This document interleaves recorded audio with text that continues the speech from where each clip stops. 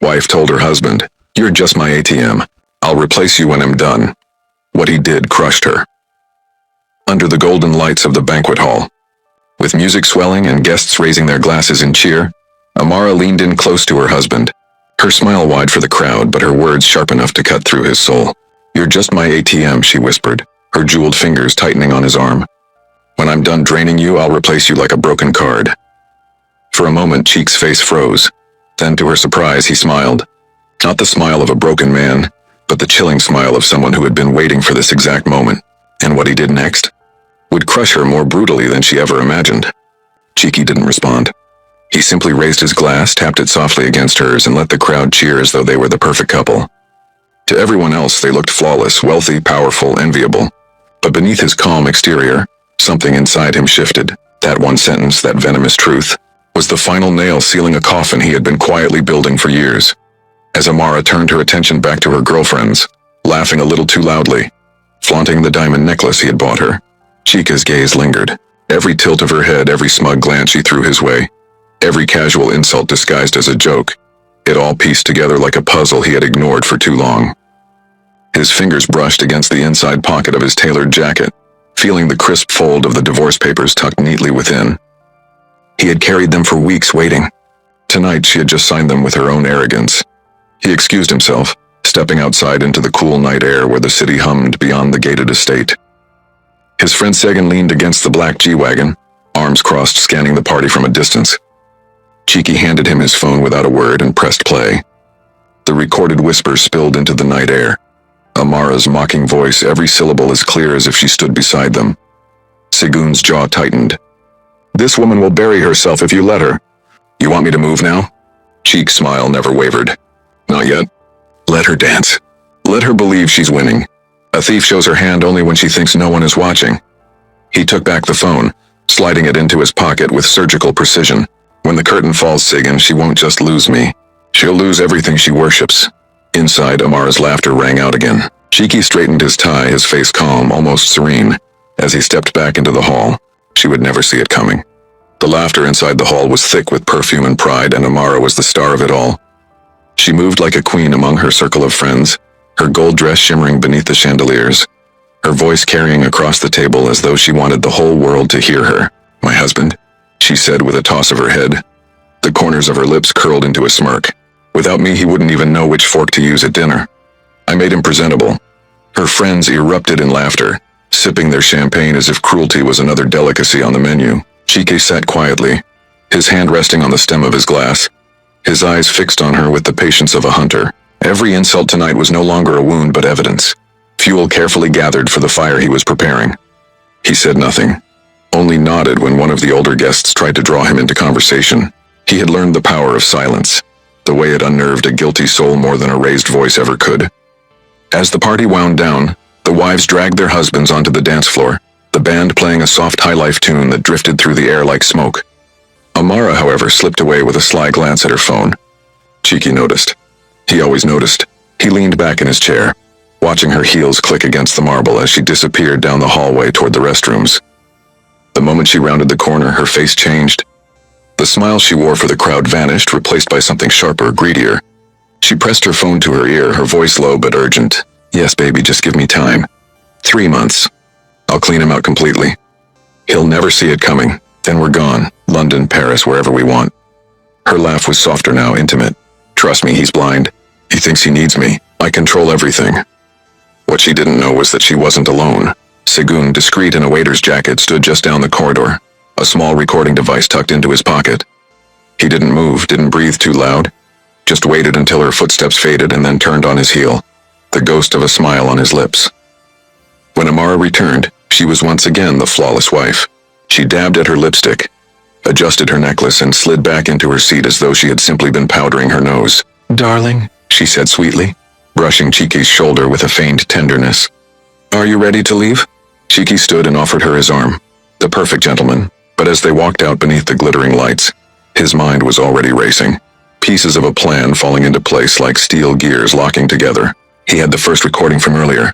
Now Sagan had the second, and soon there would be enough to destroy not just her mask, but the very foundation of the empire she thought she controlled. As the driver opened the door to their car, Amara slid inside without a glance, scrolling through her messages with the kind of arrogance that came from believing she was untouchable. Cheeky followed, his face composed, his silence steady. He looked out the window at the passing city lights and allowed himself one thought. She believed he was blind. She believed he was her puppet. But in truth, she had just handed him the knife with which he would cut every thread of her carefully woven web. The drive home was silent. Lagos traffic buzzed outside their tinted windows, horns blaring, vendors weaving between cars. But inside the black G-Wagon, only the sound of Amara's fingers tapping on her phone filled the space. She didn't bother to hide her smile, the kind that belonged to someone who thought the world was safely in her palm. Every so often she laughed softly at a message flashing across her screen, then caught herself, glancing sideways at Cheeky. But he just stared out the window, his reflection calm, his jaw unreadable. She relaxed. He was the same dull, predictable husband she had always known. When they reached the mansion, she slipped off her heels in the foyer and stretched. "I'm exhausted," she sighed, already climbing the grand staircase. "There's leftover jollof in the fridge. Warm it if you're hungry." The words were delivered casually, like a queen dismissing her servant. She didn't notice the flicker in his eyes as he watched her ascend, her diamond anklet glinting with every step. She didn't notice Segun's figure blending into the shadows by the gate, phone in hand, already saving tonight's recording. Hours later, when the house was quiet and Amara slept sprawled across the silk sheets, Cheeky stood alone in his study. His hand rested on a mahogany box, and inside it lay documents, deeds, and bank records, evidence of years of quiet, meticulous planning. He flipped through the files. Shell companies Amara didn't know he controlled, property titles with his name buried behind false fronts, accounts hidden in places she could never reach. For years he had let her believe he was a simple businessman, a man who lived off one visible company and her good graces, but that was the illusion. In reality, Cheeky had built an empire too vast for her shallow eyes to measure. He stared at the divorce papers again, fingers brushing the signature line. Not yet, timing was everything. Amara needed to bury herself deeper, to give him the rope with which to hang her. And she would.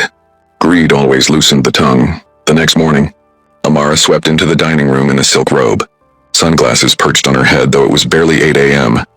"I'm going to the spa today," she announced between bites of papaya. "Transfer $5 million to my account. I need to book the premium package." She didn't ask. She demanded. Chike set his newspaper down gently. "$5 million again?" His tone was mild, almost amused. She rolled her eyes. "Don't start. That's pocket change for you. What else is your money for if not me?" Then with a cruel little laugh she added, "Remember what I told you last night? You're my ATM, so dispense." She didn't notice the flicker in his gaze, didn't hear the soft click as his phone, lying on the table beside his coffee cup, captured every word. At that exact moment, Segun's message buzzed on Cheek's screen. "She's booked a hotel suite for Friday. Room 407. She'll be there with him." Chike smiled faintly, lifting his coffee to his lips. "Of course, Amara, I'll transfer it." And with that, the game moved into its next stage. Friday came with the kind of restless Lagos heat that stuck to the skin. Amara dressed with unusual care, slipping into a low-cut red dress that clung to her curves, spraying perfume until the air was heavy with it. She hummed to herself as she fastened her earrings, her reflection glowing with the smug confidence of a woman convinced she owned every room she walked into. "Going out?" Cheeky asked from the doorway, his voice calm, almost affectionate. He leaned against the frame in his neatly pressed suit, tie loose as though he were heading into another long day at the office. Amara didn't flinch. She smiled, smooth and polished. "Spa day with the girls," she lied easily, brushing her hair back. "Don't wait up," he nodded, eyes unreadable. "Enjoy yourself." She kissed him lightly on the cheek, the way an actress kisses her co-star in a scene she's already rehearsed 100 times, and swept out of the mansion. Her car was waiting, driver instructed to take her to the upscale hotel downtown. She thought she was slipping away unnoticed. She didn't see Segun's unmarked SUV slide silently into traffic behind her. At the hotel, Amara stepped out with practiced grace, heels clicking across the marble floor as she made her way to the elevator. She pressed the button for the 4th floor, her pulse quickening with anticipation. By the time she opened the door to room 407, Kunli was already there, sprawled on the bed with a bottle of champagne chilling in ice. He grinned when he saw her. "Finally," he said, pulling her close. "I was starting to think your old man chained you to the house." Amara laughed, tossing her purse onto the table. "He's clueless. Blind as ever. I told you, Kunle, I can take whatever I want from him. He's just an ATM. By the time I'm done, we'll have enough to disappear for good. Kunli popped the champagne, pouring into 2 glasses. And when will you cut him off? Soon, she purred. Just a few more transfers. He won't see it coming. Men like him never do. They toasted, clinking glasses, their laughter echoing off the walls. Neither noticed the faint red blink of the hidden camera tucked discreetly behind the curtain. Segun, sitting in the surveillance van outside, adjusted his headset and smiled. Every word, every kiss, every careless admission, it was all being captured. Hours later, when Amara returned home, her perfume mixed with the faint scent of champagne, Chiki was waiting in the living room reading quietly. She swept past him with barely a glance, claiming exhaustion, heading straight upstairs. Only when the door clicked shut behind her did Chik allow himself a small, cold smile. His phone buzzed on the table. Segun's message again. We got everything. Video, audio, crystal clear. Chik picked up the phone, pressed play, and listened to his wife's voice. He's just my ATM. By the time I'm done, we'll have enough to disappear. The smile faded from his face, replaced with something harder. Not anger, not grief, just quiet determination. The noose was tightening, and Amara didn't even know she was the one weaving it. The night was long, but Chik didn't sleep. He sat in his study, the glow of the desk lamp casting sharp lines across his face as he sifted through the files again. The recording Segun had sent played softly on repeat, Amara's voice dripping arrogance into the quiet of the room.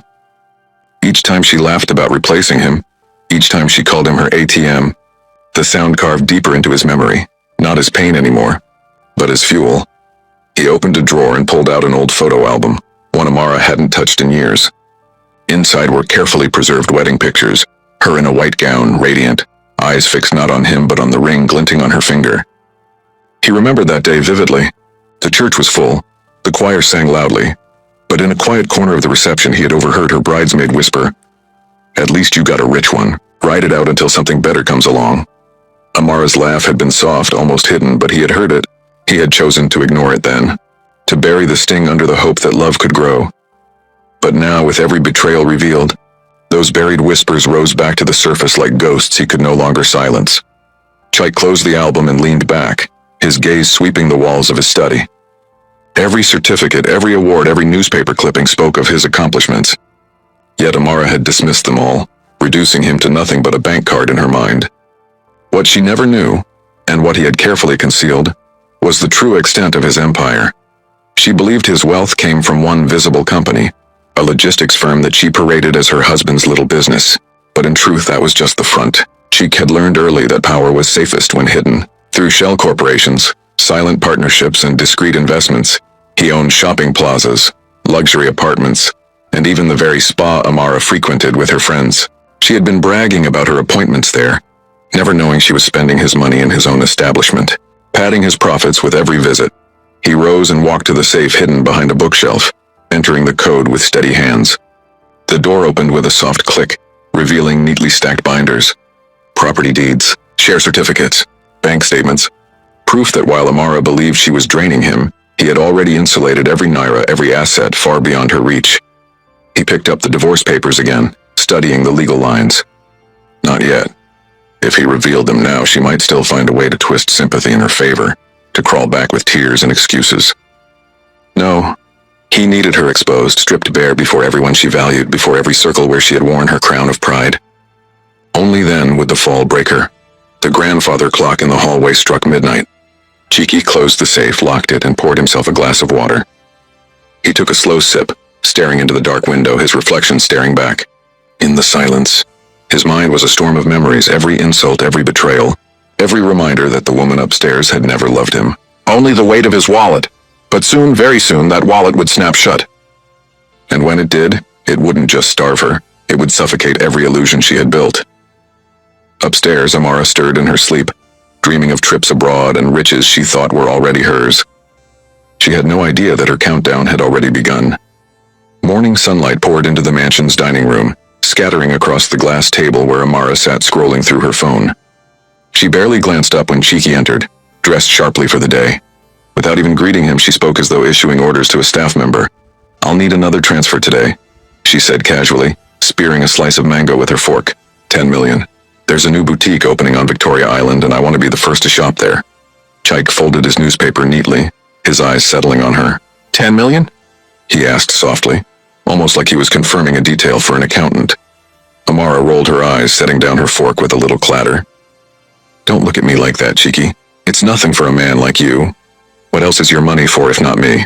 You're my provider, my ATM, remember? She smirked as if daring him to object. The words slid across the table like a knife, but Cheek only sipped his tea, his gaze steady, his expression calm. His phone rested on the table beside him, recording every word she spoke. Of course, Amara, he said finally. I'll handle it. She smiled, pleased with herself, and returned to her scrolling. Her phone buzzed, and she angled it away from him, fingers flying quickly across the screen. Kunle flashed for a moment before she swiped it away, but Cheeky had already seen. He didn't react. Later that afternoon, while Amara left in her Range Rover for another spa appointment, Segan followed discreetly. As expected, she wasn't heading to a spa at all.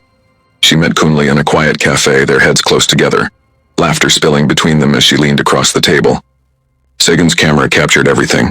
Her hand on Kunle's, her voice declaring he suspects nothing. I'll empty him before the year ends. By then, we'll be untouchable. Back at the mansion, Cheeky received the files, scrolling through the photos and videos Segan had sent. He watched without flinching, his thumb steady as he replayed Amara's laugh, Kunle's arrogant grin. The evidence was mounting brick by brick, forming a wall so high she would never climb out once he revealed it. That night, Amara returned home late, smelling faintly of wine and Kunle's cologne. She sauntered into the bedroom, humming, her jewelry clinking as she set her purse down. Cheeky looked up from his laptop, his tone light. Long day? Exhausting, she sighed dramatically, kicking off her heels. You wouldn't understand. She slipped beneath the silk sheets, already reaching for her phone again. Within minutes, she was laughing softly, texting Kunle beside her husband. Chaik turned off his laptop, slid it onto the nightstand and lay down beside her, his face turned to the ceiling. The faint glow of her phone lit her smile, her fingers dancing across the screen as if he didn't exist. But he did, and he was watching, every second. When she finally fell asleep, her phone slipping from her hand, Cheeky quietly picked it up. With careful precision, he unlocked it using her fingerprint while she slept and forwarded every incriminating message to his secure email. The screen lit up with her words, "He's just my ATM, soon baby, soon." He placed the phone gently back in her hand and closed his eyes. His breathing slowed, calm and steady. She thought she was winning, but the truth? The game was already his. The gala dinner was one of the most anticipated events of the year. The hall glittered with chandeliers, the air humming with the scent of perfume and the murmur of powerful men and women trading promises over wine. Amara shone that night in a gown imported from Italy, every curve wrapped in expensive silk, every movement designed to draw attention. She thrived in rooms like this where envy clung to her like a crown. She had been talking for 20 minutes straight, telling a circle of society women how she managed her household, how her husband relied on her for taste and class, how she was the jewel that made him shine. Without me, she said with a perfectly arched brow. Cheek would still be wearing cheap suits and eating amala in a roadside buka. I made him a man worth looking at. The women laughed, some politely, others with genuine envy. Amara basked in it, raising her glass. Across the room, Cheeky stood in quiet conversation with a senator, his face composed, his laughter easy. But when the MC announced it was time for the evening's special acknowledgments, all eyes turned to him. As the main sponsor of the gala, Cheeky was expected to give a speech. He rose slowly, buttoning his tuxedo jacket, and walked to the podium. The applause swelled, dignitaries nodding respectfully. He waited until the room grew quiet before he spoke. My friends, he began, his voice steady, carrying weight. Tonight I want to give thanks not to myself but to the people who have carried me, supported me and believed in me on this long journey. He paused, his gaze sweeping the room. Amara straightened in her seat, ready for her name to roll from his lips, prepared to bask in the glow of public acknowledgement. But Chaiki continued. To my mentors who taught me the value of hard work when no one believed in me. To my employees whose loyalty has built the foundation of everything I stand on. To my old friends who reminded me where I came from and never let me forget it. Applause rippled through the hall. Amara's smile froze. She sat taller, waiting, sure he would end with her, but his next words cut deeper than silence. And to one person in particular, Cheeky said, his eyes resting on a figure in the back of the hall. Segun, my brother, who has been with me since university, who has stood by me through storms and fire. Thank you. Segun nodded modestly, but Amara's painted smile cracked. Her glass trembled as she set it down. Whispers began to stir around her. Guests glanced her way, expecting her name, confused that it never came. Chaik closed his speech simply, to loyalty, to truth, to those who stand with us when the world believes we cannot rise. He raised his glass. The hall erupted in applause, people rising to their feet, the spotlight warm on his calm face. Amara's cheeks burned. She clapped stiffly, her eyes darting around, seeing the curious glances, the subtle smirks. It was the first time in years she hadn't been the center of attention when Cheeky spoke. The first time he had looked right past her in public. When he returned to the table, she leaned close, her voice a hiss beneath the music. "You forgot me. You didn't mention me." Cheek sipped his wine, his smile polite, his eyes distant. "Did I?" he asked softly, then turned to greet the man beside him as though she weren't there. Amara froze. For the first time, a chill slid down her spine. She didn't know it yet, but that moment, the omission of her name, was the beginning of her unraveling. The days after the gala left Amara restless. She had smiled her way through the whispers, pretended not to notice the curious glances that followed her as she left the hall. But inside, the wound festered. She replayed Cheek's speech in her head, over and over, furious that he had ignored her, furious that he had dared to lift others above her in front of her peers. At breakfast, she slammed her fork against her plate. "You embarrassed me," she snapped, her eyes flashing across the table. "Do you know how I looked sitting there while you praised everyone else? People were staring at me, Cheeky, laughing at me." Cheek didn't even look up from his tea. "I only mentioned those who have truly stood with me," he said calmly. "Why should that embarrass you?" Her breath caught, anger flaring in her eyes, but before she could respond, he rose, adjusted his cufflinks, and left the room without another word. Later that afternoon, while Amara disappeared into town for another shopping spree with Kunli lurking nearby, Cheeky met with his lawyer in a quiet office on the island. Thick folders lay spread across the table, title deeds, bank documents, share transfers. "It's all ready," the lawyer said, sliding papers across to him. "The mansion is already in your holding company's name. The cars too. She won't even see the change until it's time to show her. You've insulated everything." Chaik flipped through the documents, his expression unreadable. "Good, I don't want her to suspect a thing. For now, she should keep believing she owns it all. Let her boast, let her parade," the lawyer nodded. "And the boutique she's been talking about? The one she said she'll invest in?" Cheek's smile was faint, calculated. "I already bought it last week. The contracts are in my name. She'll walk in thinking she's the owner, only to find herself just another customer. Let her dream. It will make the fall harder." When he returned home, Amara was waiting in the living room with shopping bags scattered across the sofa, shoes, dresses, and jewelry spilled from them, each price tag obscene. She looked up smug. "I spent 20 million today," she announced. "But it was worth it. I deserve it." Chaik nodded slowly, glancing at the piles without comment. "Of course, Amara, you deserve the best." Her smile widened at his easy compliance. She didn't notice his phone on the side table recording her words. She didn't notice that with every swipe of her card, every arrogant purchase, she was tightening the rope around her own neck. That night, Amara poured herself wine and danced in the living room alone, spinning in her new gown before the full-length mirror, laughing softly at her reflection. She believed she was untouchable, a queen reigning over a kingdom she thought belonged to her. Upstairs, Cheeky stood at his study window, watching her through the glass. His phone buzzed with another message from Segun. "The video is edited and ready. Whenever you want to use it, we can project it anywhere. Your timing, your stage." Chaik's fingers tightened around the phone. Soon, not yet. The curtain wasn't ready to fall, but when it did, the stage would be packed, the lights bright, and Amara would stand at the center of it all with nowhere to run. For now, he let her dance. Let her laugh. Let her spend, because every kingdom built on lies must one day meet its ruin. The invitation came on embossed gold paper. Amara held it up with a smirk as she waved it in front of her husband. "There's a business dinner next week," she said. "You'll come, of course. It's an exclusive gathering. All the right people will be there."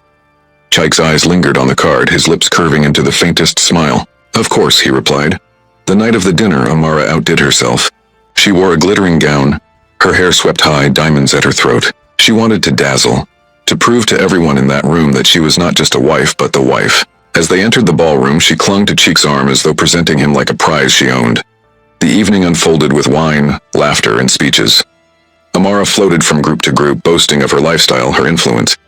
"This mansion," she bragged to one couple, "I decorated it myself. All the cars in our driveway, mine. My husband just signs the checks." She threw her head back, laughing. Chaik let her talk. He let her laugh. He let her feel untouchable. until the moment the MC announced him. Please welcome Mr. Chiki Okoro, one of the city's most powerful investors. He rose, adjusted his suit, and walked to the podium with calm grace. The room hushed as he clicked a small remote in his hand. The large screen behind him flickered to life. At first, the audience saw nothing unusual. Photos of buildings, apartments, shopping complexes across the city. Chiki spoke smoothly. These are the projects I have built over the last decade. Some of you may know them, some of you may even live in them, but few of you know they belong to me, the audience murmured. Amara frowned, her smile faltering. He clicked again. More photos appeared, his hidden businesses, his shell companies, his assets.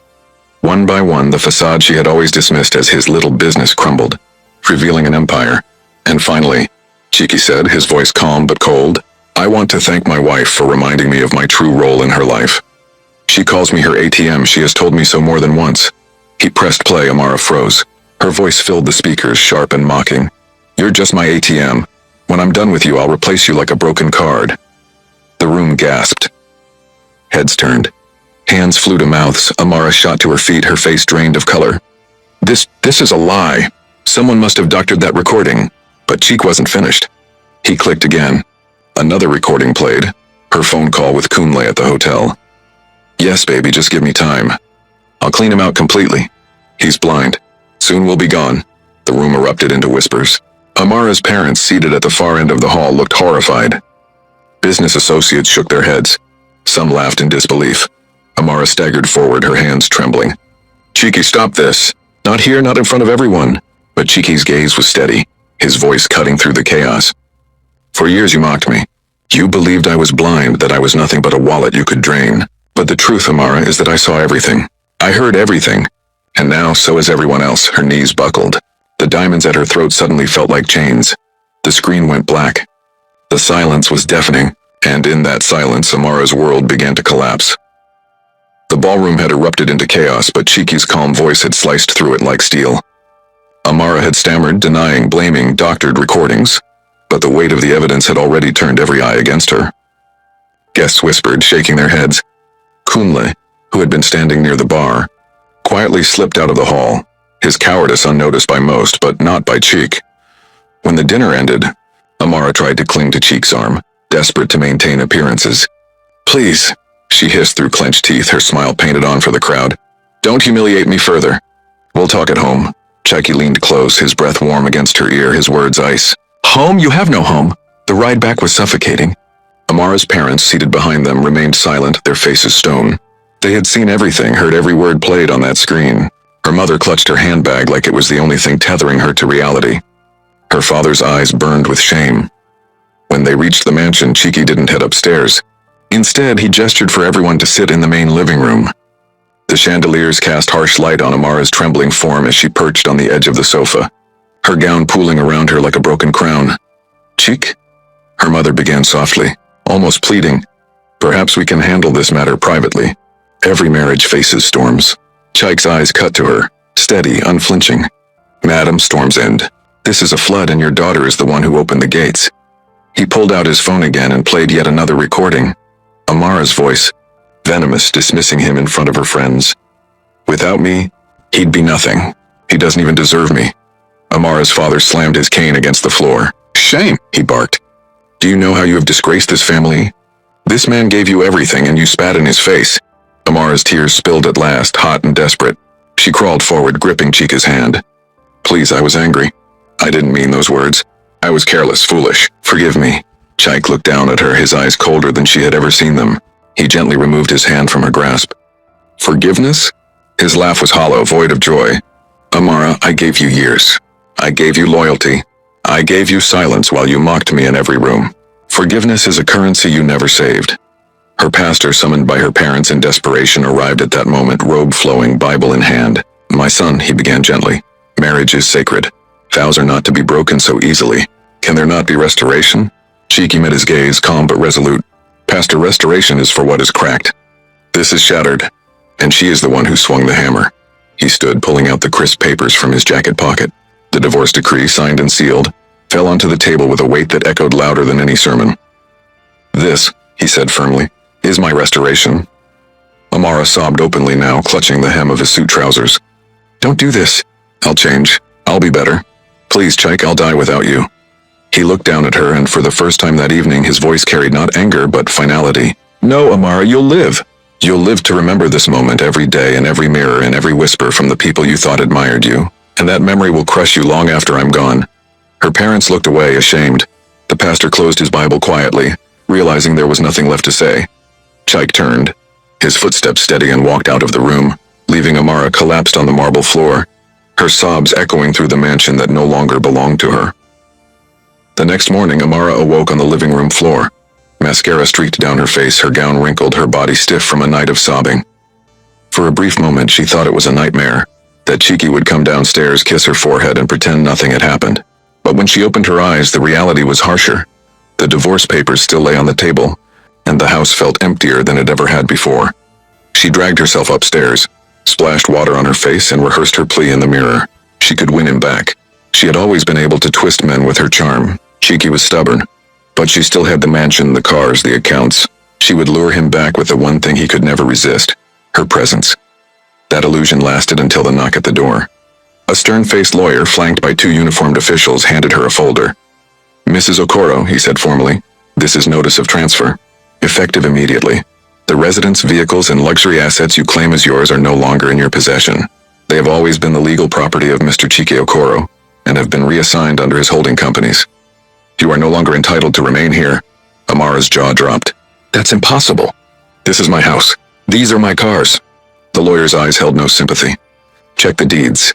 The titles have never borne your name, not once. He planned this long before you noticed. She tore open the folder with shaking hands. Page after page bore Chike's name, his signatures, the dates of silent transfers. The proof that everything she thought she controlled had never truly been hers. No, she whispered, her chest heaving. He can't. He wouldn't. The lawyer's tone softened, but only slightly. Madam, he already has. Her phone buzzed violently on the table. She lunged for it, thinking maybe Cunley would reassure her, maybe he would tell her they still had each other. But the message on her screen was short and cruel. Don't call me again. You have nothing now. Her hands trembled so badly she dropped the phone. Her knees gave way and she collapsed into the sofa, staring blankly at the lawyer. This can't be happening, she whispered. Just then, the front door opened. Cheeky stepped in, his presence as commanding as ever, two bodyguards at his side. He looked at her slumped figure, her robe slipping from her shoulders, her face hollow with panic. Amara, he said calmly as though greeting a stranger. I told you, you pressed the ATM too many times. Now the account is closed. She shot up, desperation flooding her veins. Please, Chike. Don't do this. Where will I go? What will people say? You can't just throw me away like garbage. Cheeky stepped closer, his gaze piercing. You called me garbage long ago. A convenience. A machine. But machines break down. And when they do, you replace them, don't you? His lips curved into that same chilling smile he'd worn the night she sealed her fate. So go ahead, Amara, replace me. Her scream tore through the hall, raw and broken, but Cheeky only turned, gesturing to the officials. Escort her out. The bodyguards collected her trembling form as she tried to clutch the banister, the walls, anything to anchor herself. Jewelry clattered to the marble as her shaking fingers lost their grip. She looked like a queen being dragged from her throne, stripped of every jewel, every ounce of dignity. And Chike, calm as ever, watched as the empire she thought was hers vanished beneath her feet. The courtyard was silent except for Amara's ragged sobs as she stumbled barefoot onto the gravel, her silk robe clinging to her in the morning sun. The gate shut behind her with a heavy metallic clang, final and cold.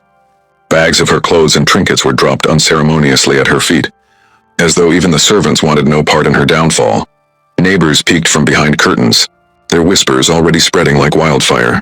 The proud queen of the mansion, the woman who once paraded her wealth as though it were eternal, now stood weeping at the gate, stripped of everything. Chike emerged onto the steps, his tailored suit immaculate, his bodyguards flanking him like shadows. He looked down at her, and in that moment he was not the broken man she thought she had mocked into silence. He was the architect of her ruin, and she was only now realizing it. Cheek, she cried, collapsing onto her knees, her arms outstretched. Please, I was foolish. I was blind. Don't leave me like this. I'll change, I swear it. I'll be the wife you deserve. I'll give you respect, just don't throw me away. Her words cracked the air, desperate, humiliated. But Cheek only descended the steps slowly, each stride measured, each step echoing like a gavel. He stopped in front of her, his shadow falling over her trembling form. For years, Amara, you called me your ATM, he said quietly, his voice heavy with authority. Every word you spat I recorded. Every betrayal I watched. You thought you were untouchable, but the truth is you were spending borrowed time. Her tears streaked through the remnants of her makeup, her lips trembling. Please, just one more chance. Chaik's face hardened, his voice cutting through her pleas with surgical precision. ATMs only work when you have something to deposit. You gave me nothing but insults, nothing but betrayal. And now? He leaned closer, his eyes cold as steel. Transaction declined. Amara's scream tore through the courtyard. But it was not the scream of anger. It was the scream of a woman whose entire world had been shattered in one sentence. Chaik straightened, signaled to his driver, and the black convoy of cars rolled forward. He didn't look back as the gates opened for him. He stepped into the G-Wagon, the door closing with finality, and within moments the fleet pulled away, leaving Amara kneeling in the dust, her sobs echoing into the emptiness. The neighbors whispered, shaking their heads. The queen had fallen, the ATM had closed, and Chica, calm, unbroken, untouchable,